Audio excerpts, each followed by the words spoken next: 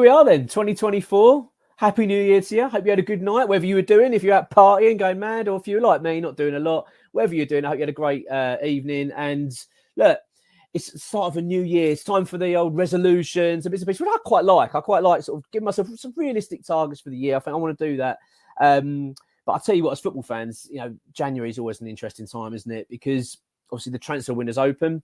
It's where you start thinking, what will happen here? Are we going to have a great season? Or are we going to, sometimes it could be, are we going to get out of this mess? You're hoping the club are going to invest in the right way. But this year is one of those where you're hoping your club shows some ambition. We've failed at that. Let's be honest, as West Ham, we have failed at that. We've had a couple of opportunities in the last few years, haven't we, where we've kind of thought, go on, just give us that push to go on and succeed. And we've just not quite done it. So I'm really hoping that this year is going to be different. And do you know what? I think it will be. I think with the likes of Tim Steidten involved now, it just feels like West Ham are a little bit different now, a bit of a different structure, a bit more ambition there, that I hope that we can go on and show that we really are serious about this and recognise what we've got in front of us. Because let's make no mistake, West Ham are in a very, very good position at the moment. Results have gone our way. I mean, I'm recording this before the Liverpool-Newcastle game.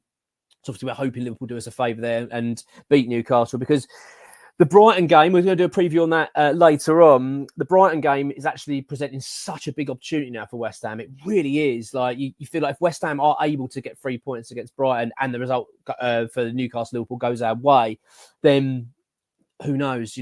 West Ham really could be in a position where realistically top six is an achievable option. I mean, it's starting to become a little bit more real. Not saying we will do that, but it's starting to can become a realistic target for the club. So look, West Ham are going to have to start showing that we mean business, and January is the time to do that.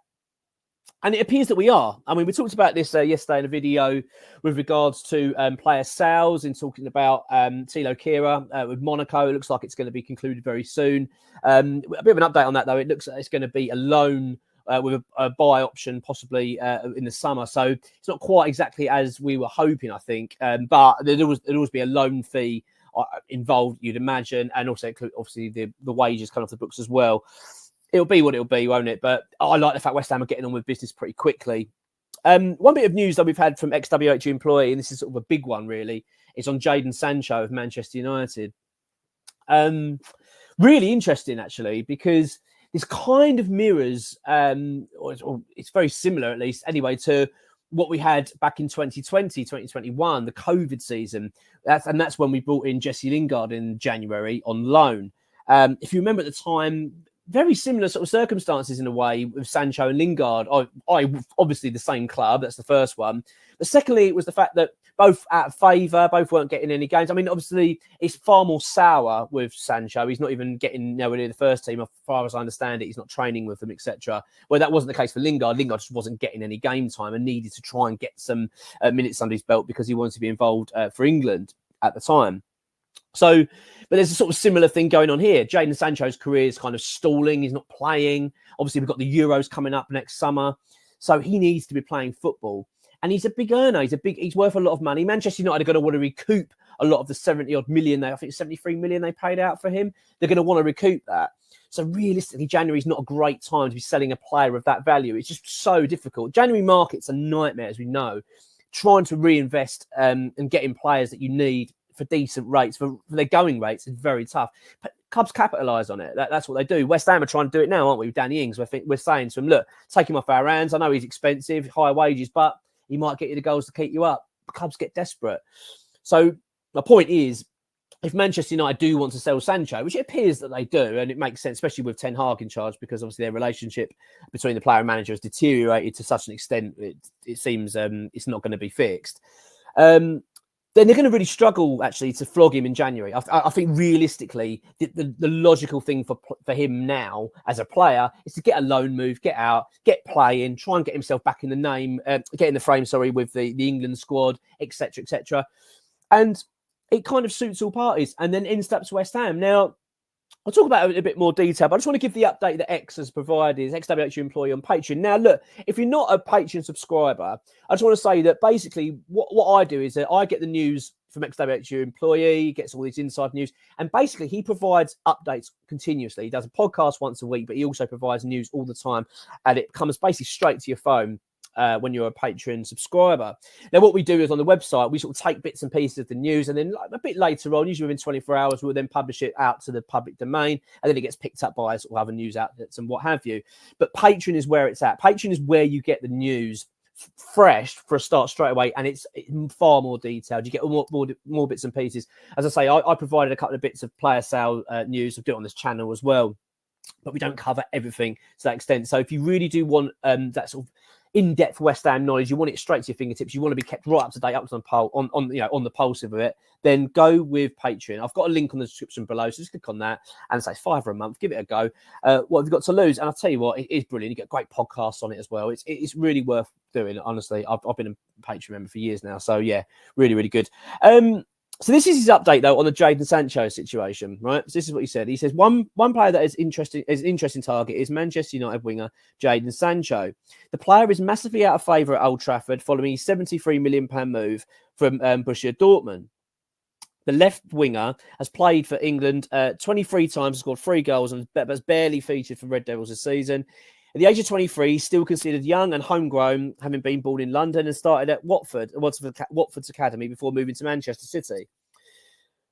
There is a consideration that he could have a similar impact to what Jesse Lingard had when he arrived at the club. The massive stumbling block, though, is his wages, which are believed to be £250,000 a week. West Ham would, of course, not be prepared to pay this, but a loan deal whereby Manchester United to cover a percentage of his wages might be something that can be agreed, although, however, it is seemingly a little bit of a challenge at this stage. So, I mean, as I say, it really does mirror a lot of what we did before with Lingard. It's very similar. You know, Lingard had very high wages. This is what I talked about recently with Manchester United when we did a match preview of them before we beat them. Get in. But it was the fact that they set these stupid contracts up. I mean, £250,000 a week. This is the problem. They can't sell it. A lot of clubs aren't going to be willing to pay that because they're not only willing, they can't pay it. West Ham can't pay £250,000 a week. So they're really stuck at the moment, which might suit West Ham United. It really will, because we might have an opportunity, as I say, to get him on a loan deal, which would benefit Manchester United because it frees them up a bit of money, gets him away from the club because I think they need to get him away. And it gives the player an opportunity to start getting some minutes under his belt, you know, for the second half of the season, with an aim that he can get himself into the England squad for the Euro Championships in Germany in the summer. Another interesting part to this, of course, is his position. West Ham, as we know, are looking to sell Said Benrahma. He is a player that is for sale, and I think that the club will. I think he will be sold this January. To be honest, I do get the feeling that will happen. It appears that what West Ham are looking to do is to bring in a new left winger that's going to be a first teamer straight into the side, with a view to moving Paqueta into a more central role, as we can see that that's where he's more effective on the pitch. So you can kind of see the setup here. We're looking at sort of Kudus on the right, another on the left, Bowen up front, and Paqueta in the middle. It kind of it adds up. You think, yeah, this is what we want to be doing. And you can understand why Sancho would be that kind of, it fits perfectly. He really would fit in perfectly. You think he's a very talented boy. He's right-footed, I believe, but he plays usually on the left because he likes to cut in. And of course, there's the David Moyes effect. David Moyes has a real tendency to get players that are struggling. We've seen it loads of times. Players that are down and out, careers aren't quite going the way they want it to be. They come and play under Moyes, and sometimes it really does work well. Lingard's obviously the prime example of that, but we've had it before with Arnautovic. You know what I mean? He converted him from a winger into a striker, got him really playing. He has made players better, you know, and got them in better form. And you get the feeling this could be a match made in heaven, you know, Sancho and Moyes. It really could be. And look, I'm not saying it's definitely going to happen. At the moment, it's still it's talk. West Ham are obviously interested in the player. There's a lot to get through. We know that. And bear in mind, there is the Manchester United factor and versus West Ham. Look, we're above Manchester United at the moment. We're an issue for them this season because they're going to want to be getting, well, I'm guessing they're aiming for top 4. I do not see that happening at all, but, you know, it can happen. But if not, they're going to get that. They're going to be looking for top 6. And West Ham are sitting 6th at the moment. So you could imagine there'd be a reluctance from the Manchester United side for wanting to help or do business, I say, with West Ham. But that's not to say it won't happen. We got it before with Lingard and we got to 6th. So there's no reason why we can't get a deal done again. You just get the feeling it might be a little bit more tricky with that side of things. As I say, West Ham, where we find ourselves at the moment, is in a really strong position. We're in a much better position than we could have imagined, really. 33 points in midway point of a season is very, very good. And let's be honest, with the results this weekend, kind of how they're all panning out, West Ham could be in a situation where we've got a huge gap between us and the sort of teams that are not too far away from us to really solidify our chase for the European spots this season. What West Ham needs to be very mindful of is that this is a really good opportunity for the football club. Now, I don't want to get ahead of myself here and start getting a bit deluded because people might suggest that I am, but I'm just trying to be a bit factual of where we are at the moment, right? West Ham, as I say, are sixth. If we beat Brighton, then we're suddenly on 36 points. We could literally be like 4 points off Arsenal in fourth place, which is unbelievable to think that. Considering Arsenal win the league 5 minutes ago, weren't they? So, we are in a very, very strong position. There's absolutely no doubt about it. But it's one that realistically, if West Ham can get this window right, and I'm not saying that West Ham needs to go out and buy 5 or 6 new players. I really don't. That's not going to happen, but we don't need that. If we can just get rid of the couple of players that we need to get rid of to generate the right funds and bring in a couple of players that can be considered first team players, i.e. be in and around the first team, coming straight in. Like if you had, let's just say it's a Jadon Sancho and say we brought in another striker in or wherever we might need to strengthen, maybe a centre back, wherever we need to go. Those couple of players could be the difference between West Ham finishing, say, 8th or even 4th. Now, I know it might sound a bit deluded, we're talking about 4th. It is going to be very, very tough to sort of get those levels. I appreciate that, but it's not impossible. And bearing in mind as well, there is a chance that the top 5 this season could get Champions League football. 5th is not impossible for West Ham. We're 6th as it stands. Look, I appreciate it's a long way to go, but we really got to start showing ambition. We don't want to have the mindset of going, well, we're doing well, just stick with what we got. If we go down to 8th, it's not the end of the world. We can't have that mindset. We've got to be hungry. This is a really good opportunity for the club, and I really hope they take it. Look, from what I'm seeing at the moment from the business, what West Ham are doing, it seems good. I'm really impressed by the fact we're getting on with things. We're not dilly-dallying. Tilo Kehra's sale seems very imminent. When I say sale, I think it's going to be a loan with an obligation to buy possibly in the summer. But it looks like we're getting on with business elsewhere as well. We're trying to get rid of players. And we're looking at other players as well. So Sancho being one. We're going to do another transfer update very soon with some bit more detail on other players. But the Sancho one's very interesting. Really is. Look, it's probably a little bit of a long shot for the club. I'd say there are a few stumbling blocks. His wages are going to be a problem. And obviously dealing with Manchester United are going to be a problem.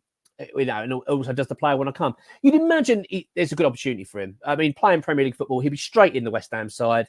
And at the end of the day, he surely needs to be playing regularly. And it's probably, West Ham are doing well. We're doing well. We're in a good position in the Premier League.